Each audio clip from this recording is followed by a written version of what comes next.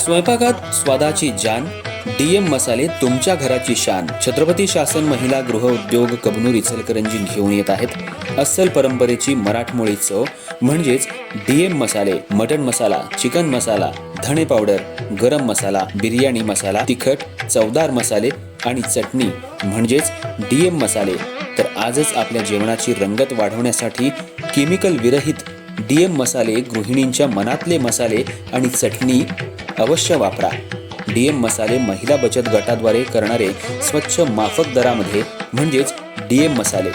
संपर्क दिव्याताई मगदूम, मोबाईल 91 30 80 22 55.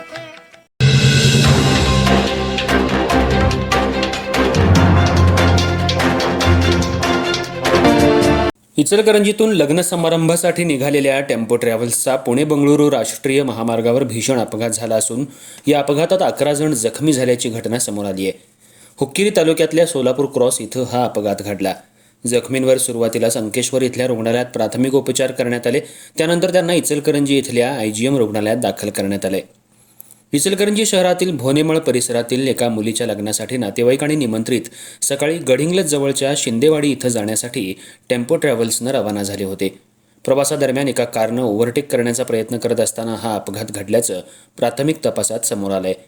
अचानक झालेल्या या धडकेत ट्रॅव्हल्समधील प्रवासी जखमी झाले. या अपघातात वनिता बिरंजे, वैशाली डोंगळे, सुनीता मेढे, क्षितिजा सूर्यवंशी, शीतल बिरंजे, स्वाती बिरंजे, साक्षी बिरंजे आणि वैशाली बिरंजे यांच्यासह एकूण 11 जण जखमी झालेत. अपघातानंतर स्थानिक नागरिकांनी तात्काळ मदतकार्य हाती घेत जखमींना संकेश्वर इथल्या रुग्णालयात दाखल केलं. तिथं प्राथमिक उपचार केल्यानंतर सर्व जखमींना पुढील उपचारासाठी इचलकरंजीतल्या आयजीएम रुग्णालयात हलवण्यात आलं.